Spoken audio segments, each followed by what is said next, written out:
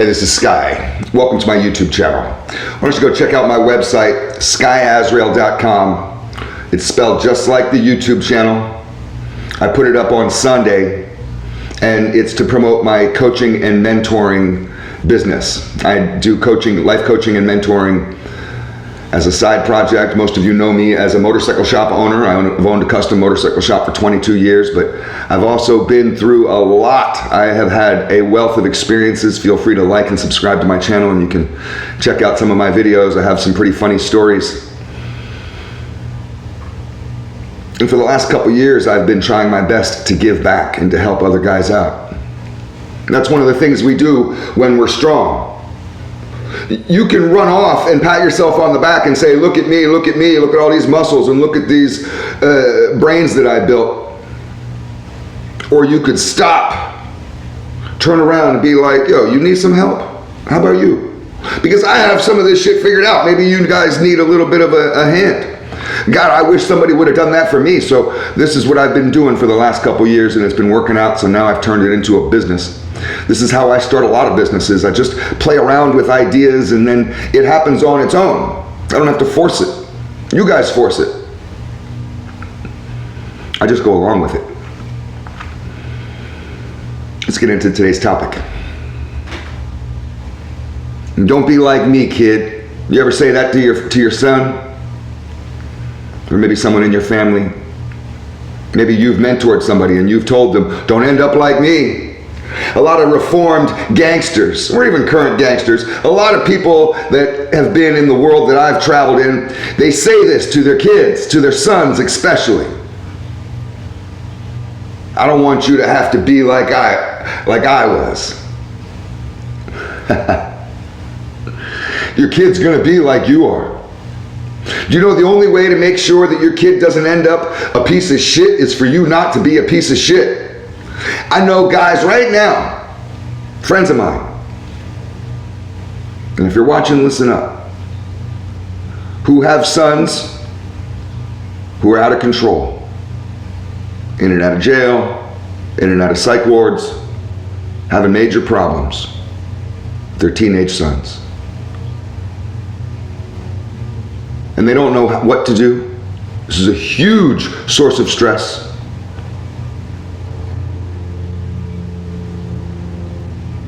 And meanwhile, these same people, oh, I love you guys, but I'll call you out on your bullshit. These same people, these friends of mine that I know, these same people, maybe it's you, are weak, out of shape, undisciplined, lack of virtue, no spiritual connection. So then, why would you think that that apple is going to fall so far from the tree? Your kid is just like you now. You tell him, oh, I don't want you to be like me. Don't be a gangster like your old man. He's going to be a gangster just like you. That's what I did with my father. My father did with his. It goes back 400 years in my family. That's what these tattoos are. Hundreds of years of criminals. That's no joke. And each one of us followed in our father's footsteps. Like a generational curse. And you know what that's about? It has to stop somewhere. This is why I train so hard, mind, body, and soul. It's because if anybody ever comes after me, they're not going to have a bad example like I had, or my father had, or my grandfather had. You end your generational curses by changing yourself so the next generation isn't cursed. And they will be if you're a loser. If you're fat and out of shape, your son's going to be fat and out of shape. I have a friend of mine who's overweight and battles his weight. It's really hard for him. He doesn't understand how to change his diet or to exercise, and I feel sorry for him. He has a son who is fatter than he is, and he's deathbed fat. I know you don't want to hear that, brother, but you know it's true. And his son is, oh my God. So he tries to counsel his son, you got to get in shape, you got to get in shape. Look at you. if it's me telling a 500-pound 17-year-old, you got to get in shape, that's one thing. But I wouldn't let my 17-year-old get that way to begin with. Because I work out 6 days a week. I talk about mind, body, and soul relentlessly. I live it. What's Daddy doing now? Daddy's working out. What's he going to do later? He's going to work out again. And he did manual labor work all day, bending handlebars. My son's not going to sit on the couch watching fucking video games, playing video games, eating snacks all goddamn day, bags of M&Ms and chips. But that's what this guy's son does. He eats trash bags full of M&Ms. And this advice you say of, don't be like me, kid. The fuck? I know guys who are gold chain, tattoo teardrops. They wear 5, 6 gold chains. Expensive, got thousands of dollars worth of jewelry on them. Rings, a nice car. And they tell their kids, don't be like me. You don't want to be no gangster. You should be a doctor. You should be a lawyer. That kid's gonna be a fucking crack dealer. You might want to change the image that you're putting, this materialism that you're throwing down your fucking son's throat. This is what a man is. Dresses up in a bunch of fucking necklaces and jewelry. Worships money. Worships cars. Worships Kim Kardashian's type women. What the fuck do you think your kid's gonna end up like? You have to live it. Because your son is just going to imitate whatever you are. He's not going to listen to a fucking word you say.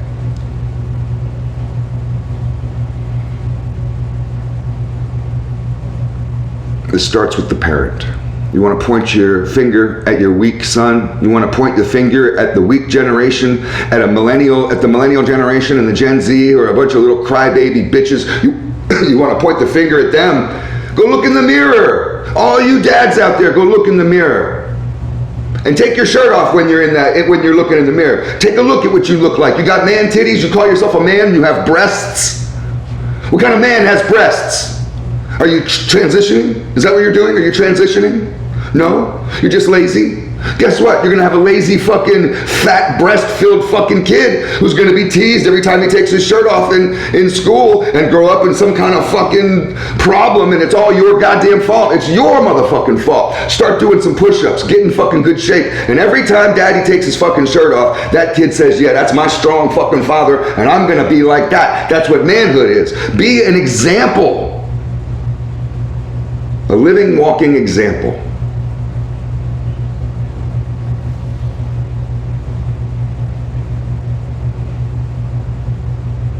Despite all the struggle, I ended up just like my father.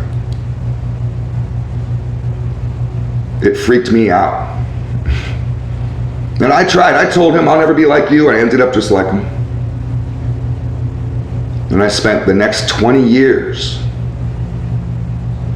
trying to recreate myself into a different man. I don't want to be like you. And I ended up like you, despite all my struggling against it, my rebelliousness. I ended up a loser just like you.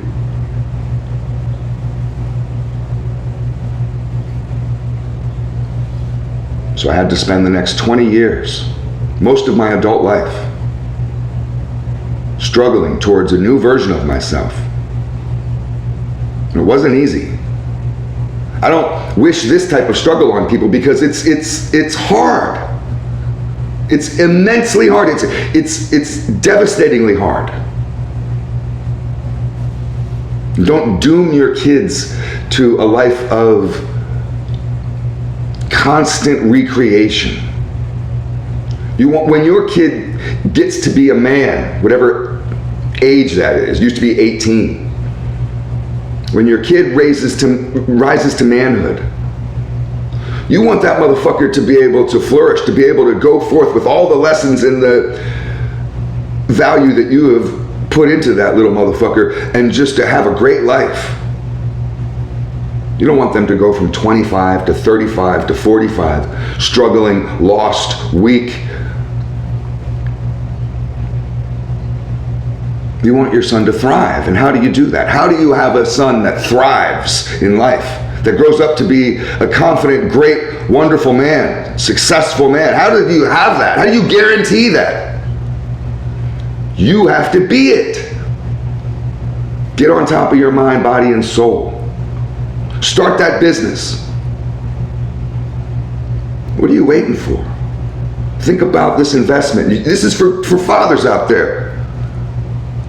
Every day that you slack off on yourself is a day that you rob your son of their future. I don't know, this is all food for thought. Thanks for watching.